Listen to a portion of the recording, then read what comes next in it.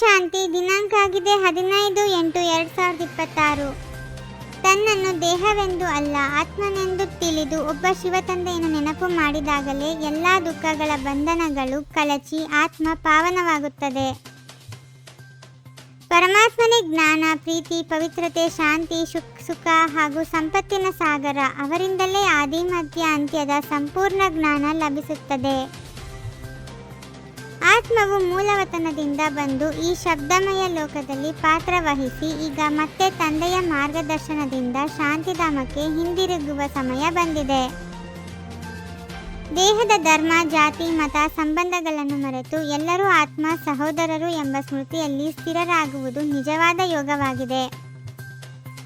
ರಾವಣ ರಾಜ್ಯದಲ್ಲಿ ಕಾಮಾದಿ 5 ವಿಕಾರಗಳು ಆತ್ಮವನ್ನು ಪತಿತಗೊಳಿಸುತ್ತದೆ. ಅವುಗಳ ಮೇಲೆ ವಿಜಯ ಸಾಧಿಸಿದಾಗಲೇ ವಿಶ್ವ ವಿಜಯದ ಅಧಿಕಾರ ಸಿಗುತ್ತದೆ. ಭಕ್ತಿ ಮಾರ್ಗದಲ್ಲಿ ಹುಡುಕಿದ ತಂದೆಯು ಈಗ ಪ್ರತ್ಯಕ್ಷವಾಗಿ ಬಂದು ಸ್ವರ್ಗದ ಮಾರ್ಗವನ್ನು ತಿಳಿಸುತ್ತಿದ್ದಾರೆ. ಸತ್ಯಯುಗದಲ್ಲಿ ಪೂಜ್ಯರಾಗಿದ್ದ ಆತ್ಮವೇ ನಂತರ ಪೂಜಾರಿಯಾಗಿ ಬದಲಾಗುತ್ತದೆ ಎಂಬ ಸೃಷ್ಟಿ ಚಕ್ರದ ರಹಸ್ಯವನ್ನು ತಿಳಿದುಕೊಳ್ಳಬೇಕು. ತಂದೆಯ ನೆನಪೇ ವಿಕರ್ಮ ವಿನಾಶಗೊಳಿಸುವ ಅಗ್ನಿಯಾಗಿದ್ದು ಆತ್ಮವನ್ನು ಸತೋಪ್ರಧಾನವಾಗಿಸುತ್ತದೆ. ಸ್ವರ್ಗಕ್ಕೆ ಹೋಗುವ ಅರ್ಹತೆ ಇಲ್ಲಿಯೇ ದೈವಿ ಗುಣಗಳನ್ನು ಧರಿಸುವುದರಿಂದ ನಿರ್ಮಾಣವಾಗುತ್ತದೆ. ಯಾವುದೇ ಪರಿಸ್ಥಿತಿ, ಸಂಬಂಧ ಅಥವಾ ಕಾರ್ಯದಲ್ಲಿ ಬುದ್ಧಿಯೋಗವು ಸದಾ ಒಬ್ಬ ತಂದೆಯೊಂದಿಗೆ ಜೋಡಿಸಿಕೊಂಡಿರಬೇಕು. ಮಹಾವೀರ ಮಕ್ಕಳು ಮಾಯೆಯ ಯುದ್ಧದಲ್ಲಿ ಹೆದರದೆ ಯೋಗ ಬಲದಿಂದ ವಿಜಯಿಗಳಾಗುತ್ತಾರೆ. ಧ್ಯಾನದ ಅನುಭವಕ್ಕಿಂತ ಜ್ಞಾನ, ಯೋಗ ಮತ್ತು ದೈವಿ ಗುಣಗಳ ಧಾರಣೆಯೇ ಶ್ರೇಷ್ಠ ಪುರುಷಾರ್ಥವಾಗಿದೆ. ಗೃಹಸ್ಥ ಜೀವನದಲ್ಲಿದ್ದರೂ ಆತ್ಮಸ್ಮೃತಿಯಲ್ಲಿ ಇರಿ. ಹೊರಗಿನ ಕರ್ತವ್ಯಗಳನ್ನು ನಿರ್ವಹಿಸುತ್ತಾ ಒಳಗೆ ತಂದೆಯ ನೆನಪನ್ನು ಕಾಪಾಡಿಕೊಳ್ಳಿ. ಕಾಮವಿಕಾರವೇ ಅತಿ ದೊಡ್ಡ ಶತ್ರು. ಅದರ ಮೇಲೆ ವಿಜಯ ಸಾಧಿಸಿದಾಗ ಆತ್ಮ ನಿರ್ವಿಕಾರ ದೇವತಾ ಸ್ವರೂಪವನ್ನು ಹೊಂದುತ್ತದೆ.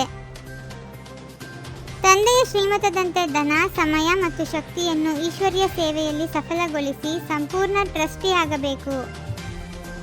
ವಿಘ್ನಗಳು ಬಂದಾಗ ಹಿಂದೆ ಸರಿಯದೆ ಯೋಗ ಬಲದಿಂದ ಅವುಗಳನ್ನು ಜಯಿಸಿ ಸೇವೆಯನ್ನು ವಿಸ್ತರಿಸಬೇಕು.